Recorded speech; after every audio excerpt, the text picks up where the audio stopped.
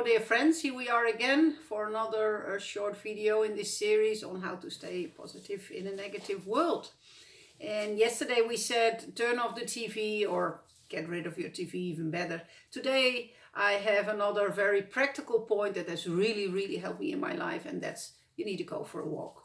You need to leave the house, go outside, go for a walk, get some fresh air if possible, and some exercise, and walk. Empty your thoughts.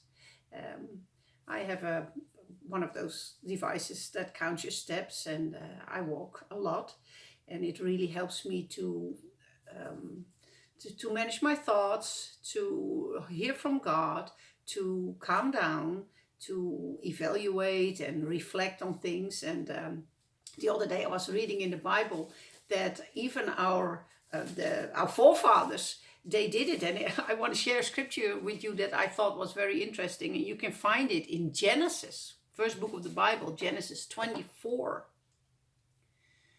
verse 63. And it's about Isaac. And it says, one evening, as he was walking and meditating in the fields, he looked up and saw the camels coming. And when Rebekah looked up and saw Isaac, she quickly dismounted from her camel. Anyway, this is a story about Isaac and Rebekah. But it's that little sentence. He was walking in the fields and meditating. Why not go for a walk and meditate? Meditate on the goodness of God. Don't meditate on the news. Don't meditate on the newspapers. Don't meditate on the stock market or some sickness or whatever is going around. Go in the fields, go out for a walk and meditate on the word of God. Meditate on the goodness of God. And it will really change your perspective. And I hope you will take this to heart and you will practice this, and it will bring you peace. It will be good for your health, and I encourage you to do it. So I hope to see you tomorrow.